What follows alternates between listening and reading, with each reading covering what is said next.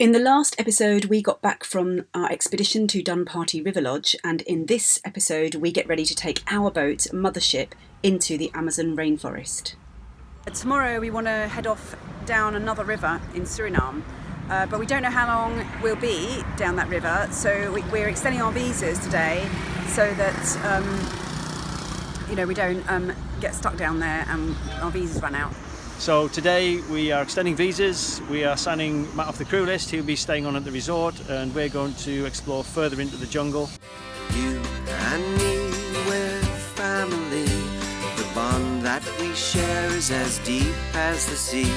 No matter how rough things may come to be, you and me, we're family. We've got this car for the day, a taxi, and he's driving us around to all the things that we need to do. So next we need to sign Matt off our crew list at MAS. MAS stands for Maritime Authority Suriname. So yeah, it's quite a busy day today. The kids are back on the boat, hopefully doing their schooling and their projects, and we're sort of out and about all day really.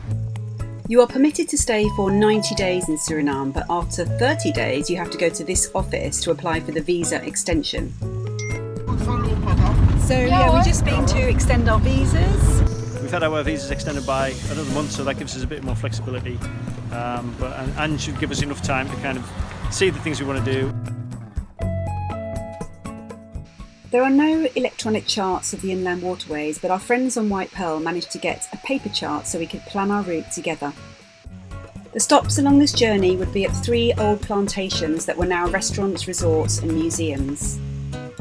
So we got some diesel from the local garage, so I got it from the garage because I thought it would be cleaner, because the circulation of it is much quicker with the cars being used and that. So we got 60 litres of diesel to top up, and when I filled it in through the filter there was lots of black slime, which I've got a horrible feeling might be diesel bug. We've got no choice, we've got to fill up with this stuff. So luckily in the Canaries I've got some fuel treatment, so I'm going to mix that in with it and hopefully that'll kill it off. But it is a bit worrying because I've never seen such dirty fuel before. The engine is running fine, we have cooling water going through, batteries is okay, I'm ready to go explore more of the Amazon jungle. We'd never sailed up a river in the jungle before, so to make things safer and more fun, we were buddy boating with our friends on White Pearl.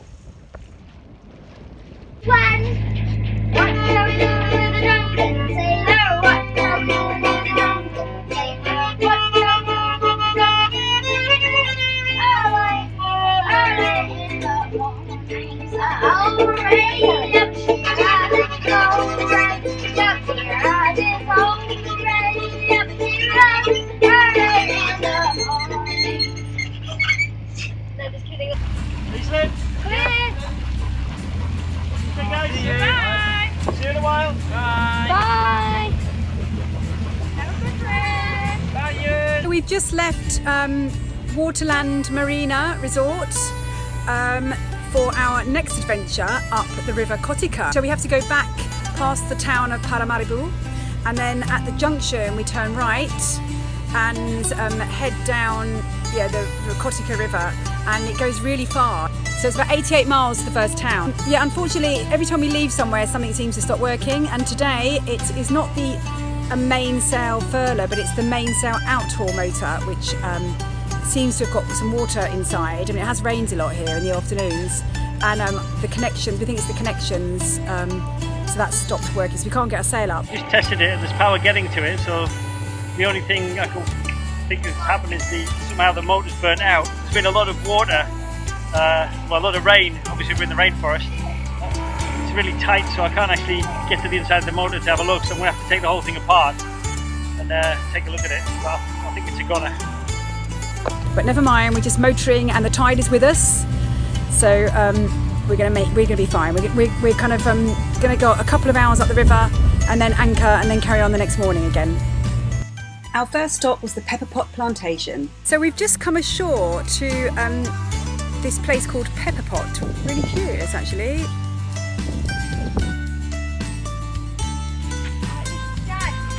Is that a coffee grinder? grinder, yeah. I'm not sure exactly what. Cocoa bean.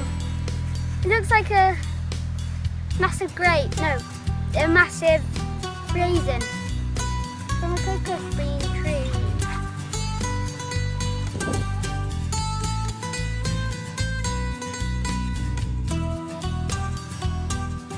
So this turned out to be one of our favourite places.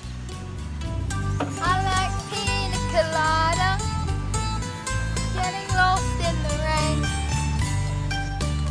Cassava chips are better than normal chips. They're really good. I'm sharing with Gary.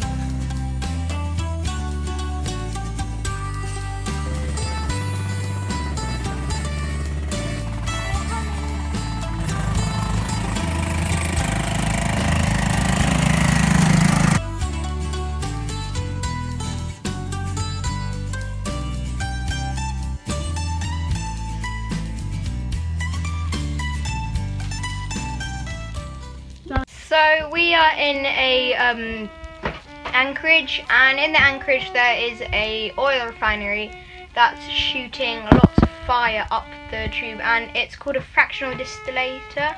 And technically they put oil in trays, and it's very bad for the environment. They put oil in trays in a big pipe, and then the oil's really and then like it has steam, and it condenses on these trays, and it comes in pipes outside to different types of oil. And it's really bad for the environment, but all the really light oil, because it's like different types of oil, all the really light oil just burns at the top, and that's what you can see over here. It's the burning oil at the top. Last night we were anchored at Pepper Pot, which is an old plantation, beautiful architecture. And today it's an early start. We're going to head through the bridge and head round to the other river, to the river Kotika, and we're heading to Friedrichs Corp.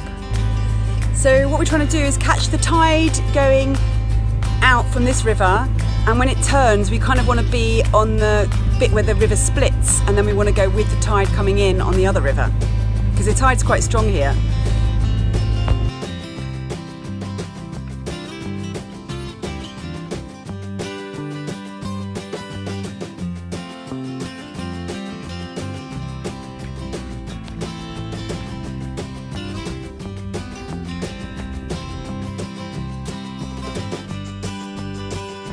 As we turned into the other river, the tide was against us, and we're only going about 2.5 knots. So we've just dropped anchor at the kind of fork, and now we're carrying on with our schooling, aren't we, boys? Are we carrying on with our schooling? 8 days until my birthday. Yeah, it's quite hard to work because Ewan's very excited about his birthday. He's going to be how old? 9. As the current turned direction, we could finally head down the start of the Comowinha River to the Friedrichs Corp Plantation.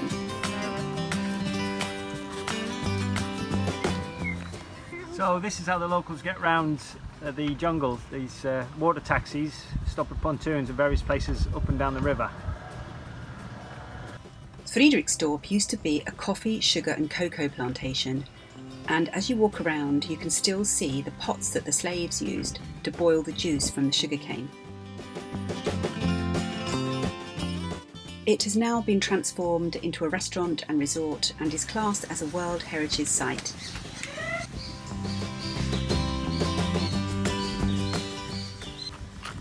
So even on the wires here where the birds have been sitting and pooing on the wires, you can see that the thing's growing, these kind of air plants. They're similar to what we saw in the place, the Danpati place where we went up the river. You've got these huge bromelias growing up in the trees, and then every now and again you'll just see a crash and a thud as these massive plants just fall from the trees, because they've got no roots, they just kind of live in the air. We decided to hire bikes and explore the local area. Right, so the weird thing about these bikes is that they're lovely big Dutch bikes, but you have to cycle backwards to brake. There's no gears, and I've got Ewan on the back, which creates a little bit of extra ballast, so I've got to try and balance it out. And it's way too high, so when I stop I have to kind of jump off. But it's very exciting going through this Amazon rainforest on these Dutch bikes. This is so cool. This wasn't even on my bucket list. I've been invited inside this house to have a look. Okay, He's telling that he is from, this house is from 1902, and his grandfather lived here. That was a very nice visit to that lovely man's house. He's a guy, he comes from India, he's got 7 brothers, 7 sisters, and he's completely self-sufficient here. And with his 80 acres, he does a lot of farming and sells a lot of it and just keeps going like that. But he's got everything, avocado trees, mango trees, citrus fruit, corn, loads of chilli and probably loads more. And there's 4 kittens and we nearly ended up with one.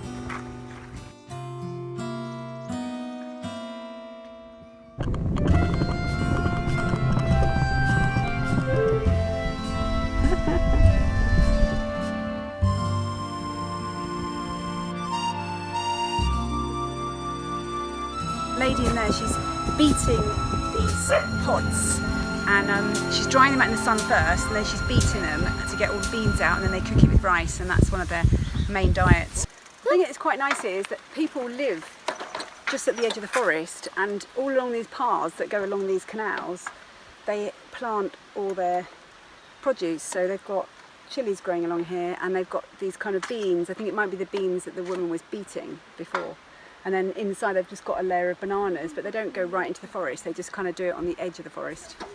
Yeah, I suppose it's really handy as well because they can just irrigate it with the channels.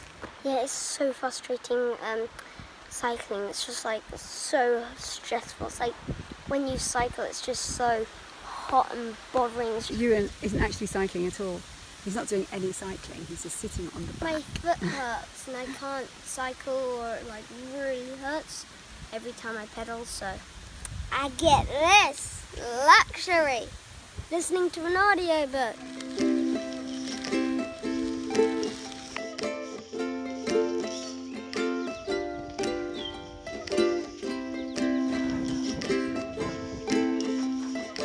Okay, I think we've gone far enough into the bush, so we're going to head back. It's about probably 6k to get back.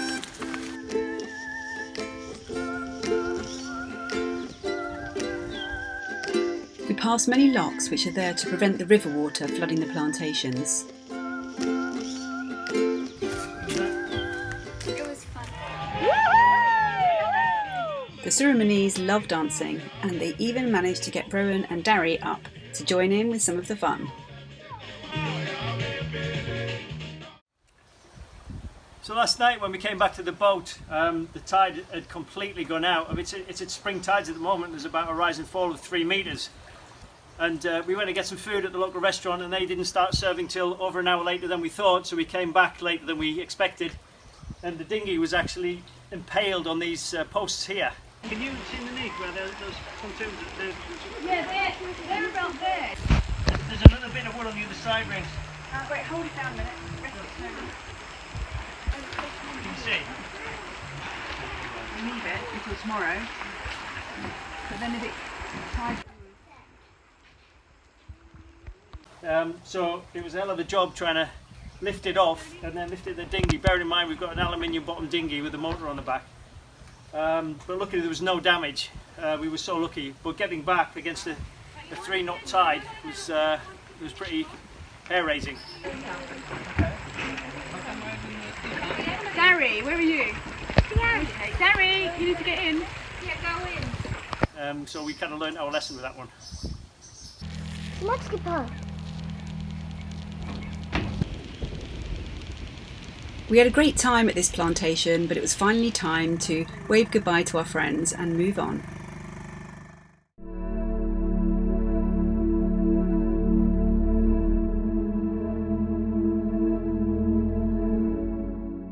So we've got another early start this morning. We're going to catch the tide and go further up the river for another about 2 hours maybe, and see another plantation.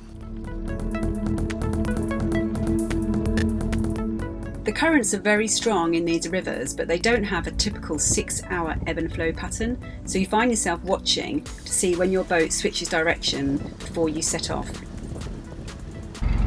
Right, so this is the place that we are going to anchor, and we're going to go up the creek over there, the wreck here. So we've got to watch out for the wreck.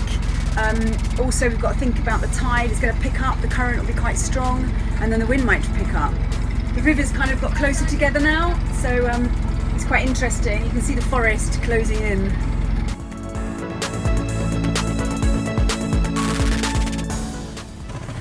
So we're going up this small creek to a plantation.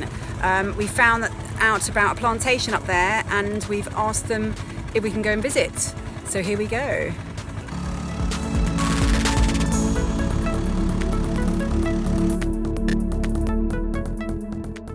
Yeah, I'm Marcia Mormon, and I came over here in 2006, and I have got a museum here, and you can come visit me in my museum or in my garden, and you're welcome. All plantations. Okay. Yeah. All the plantations was now gone, and you are now here. Okay. Yeah, this plantation. Yeah. This is one of the biggest plantation here. We learnt more about slavery. This is what they used for punishment, so they'd put this around their neck and attach it to their leg. So it was really short, so the leg would be bent back behind them. And then there's also this branding tool, so every time you're a slave you get branded, and then you're sold to a new owner, you get branded again. And if you manage to be free, then you get this document. So you have to keep that document to show that you are now no longer a slave but free. So if you lost it, you'd be turned into a slave again. Maria Sibylla Marian, she used to draw original pictures of all the flora species that she found. So when the contractors came over from Indonesia, they used to bring these puppet dolls and have little puppet shows and entertainment as well. All of this. Wow. You see? And then you get this. And it's dry and it's gone. If you do nothing with the nuts, I leave it there and I do nothing, and I have to grow, and you get this one. But you have a lot of coconuts. Eh? This is the highest, of not the highest, well, the highest there, but there's a high tree. But we have also little trees. Okay. And the little trees, you have brown, you have yellow, you have different colors. And the taste is a little bit. So you can put it in water, and they make also the coconut mud for. Yeah. Oh. Do you think you can open that coconut?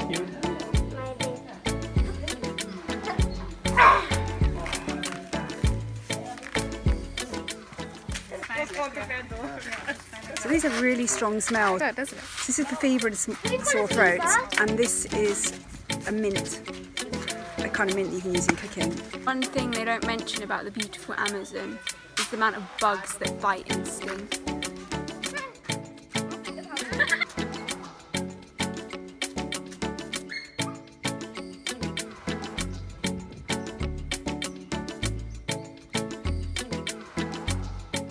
In the middle she says, he's rowing. You want to row, Darren? Shall I let you do it? Or should I do it? Or do you want to take it in turns?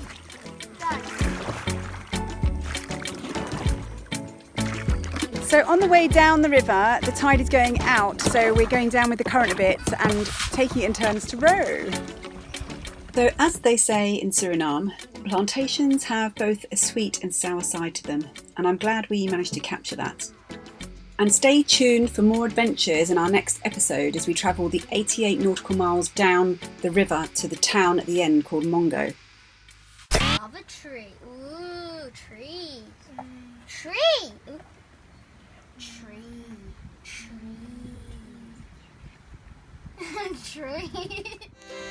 A big thanks for watching, and especially thanks to our patrons who make these videos possible. If you'd like to become part of the Patreon family, then follow the link in the description below, or just put Mothership Adrift Patreon and I'll take you to the right place. You and me, we're family. The bond that we share is as deep as the sea. No matter how rough things may come to be. We would really love to hear from you, so if you'd like to leave comments, then go to our Facebook page or Instagram, or even to our Patreon page where you can connect to us immediately. Stay by your side, oh, hey.